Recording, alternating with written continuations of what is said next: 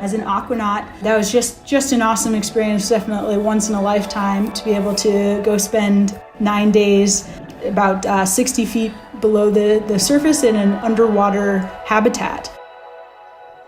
And we would do a full end-to-end mission scenario, simulating the moon or Mars. That's where we really got to put to the test, what is exploration of these planetary bodies going to look like?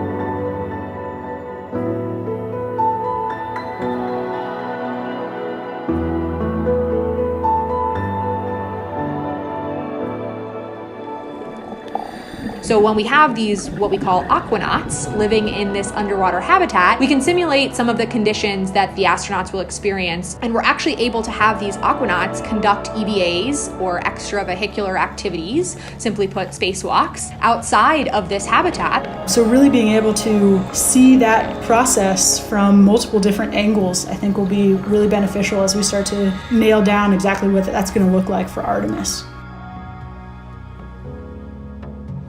Artemis is taking humans for the first time to the moon's South Pole region. This area of the moon features some of the coldest temperatures in the solar system. Artemis astronauts will look for signs of frozen water and gather clues about the young solar system, when the planets and moons were just forming.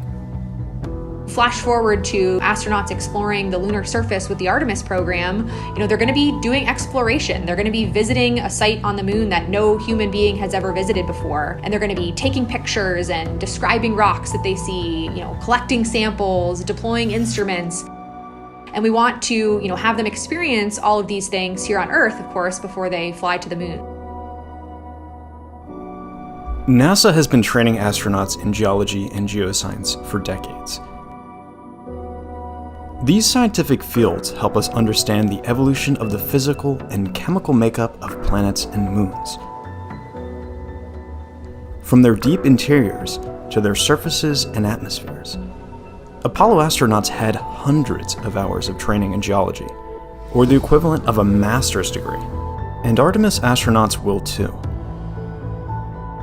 NASA's astronaut corps includes geologists, like astronaut Jessica Watkins. Yes, so my job title is now astronaut, NASA astronaut. We all come into the astronaut office with, a whole career in the rearview mirror in a lot of senses. For me, the way that I ended up kind of sitting in this seat was by keeping it in the back of my mind. So I became interested in Mars at a pretty young age, actually. I'm not sure, somewhere around 5th grade. So this was in a defining time for my life. But I remember for some school project, making a book about Marty the Martian. That love kind of carried through in college when I found geology, because I learned that there's this thing called planetary geology. And the idea of being able to study the surface of another planet was just the coolest thing to me as somebody who loved Mars. Geology training on our home planet covers just one aspect of what it would be like to scientifically explore the moon. Lower gravity, extreme temperatures, and a bulky spacesuit make operating tools and collecting rocks a great challenge. NASA scientists and engineers work hard to design and build custom tools that will work well in the extreme environment of the moon's South Polar region. Making any sort of hardware that flies in space is a huge team effort. I help to lead a team of people who are building moon tools. And so specifically the tools that are going to take samples of the moon and bring them back to Earth so the scientists can study them for generations to come. At Johnson Space Center, we have what's called the Rock Yard, which is essentially kind of a large open space where we've imported rocks, basically a large human-sized sandbox. It's great. At the Rock Yard, we get astronauts to come out to be test subjects, but we also get engineers and scientists and operators to be test subjects as well, so that we can fully understand what it's like to be in that crew perspective.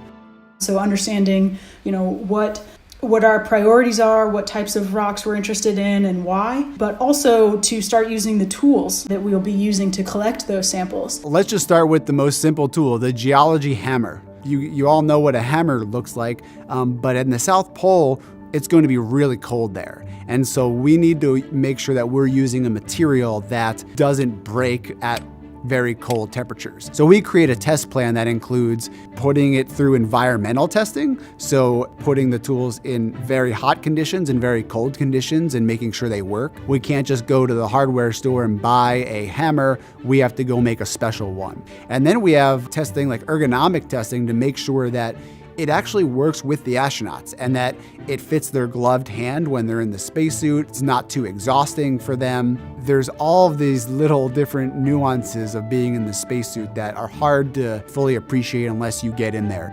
As anyone who's worn a spacesuit will tell you, it feels like wearing a balloon that's constantly pushing down on you.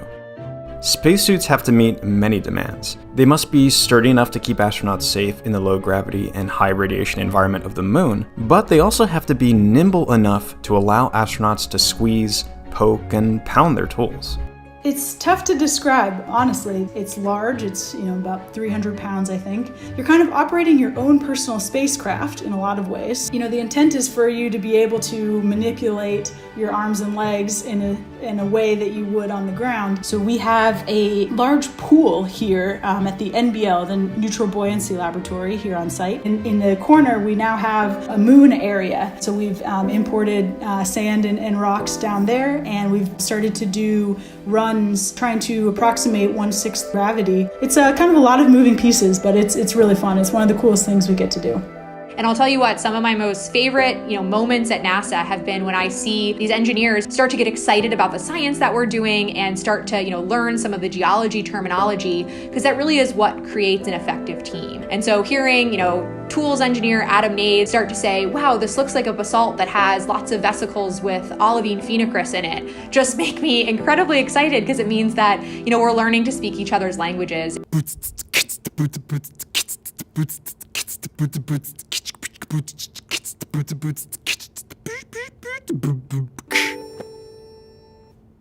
There you go.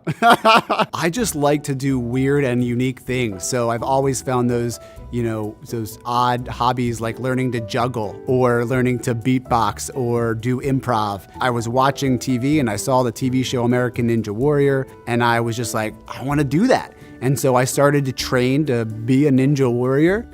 That's how I decided that I should be called the Space Ninja. And so I would just share my interest of space. I got selected and got to go out there and compete. So I think we would limit ourselves if we only have one vision of what exploration looks like. Being a part of the NASA team has really showed me what that means and what exploration really looks like on a daily basis. But I do enjoy creative writing, short stories, poems sometimes. When I can find the time, it's just an enjoyable way for me to explore what I'm thinking and feeling, and really kind of use the other side of my brain. Now, whenever I take a step back to think about what I do, it is surreal, and it's thrilling, and realize that I have a leadership role in this too, and I get to influence what we're gonna do on the moon. For me, I think why it is so important for us as humans to explore is that exploration kind of forces us to push ourselves to the limits of our capacities. I think that's really important for us to do so that we can, find those boundaries and push them forward. See what's out there, see what we're made of, see what the universe is made of, and where we fit into it. The moon's South Pole is an ideal location for many reasons. One reason is that we've collected more information about this region of the moon than any other, from a NASA orbiter that's been circling the moon for more than a decade. On the next episode of NASA Explorers, why the South Pole? What remaining questions do scientists have about the moon and solar system? And how will going to the South Pole help answer those questions?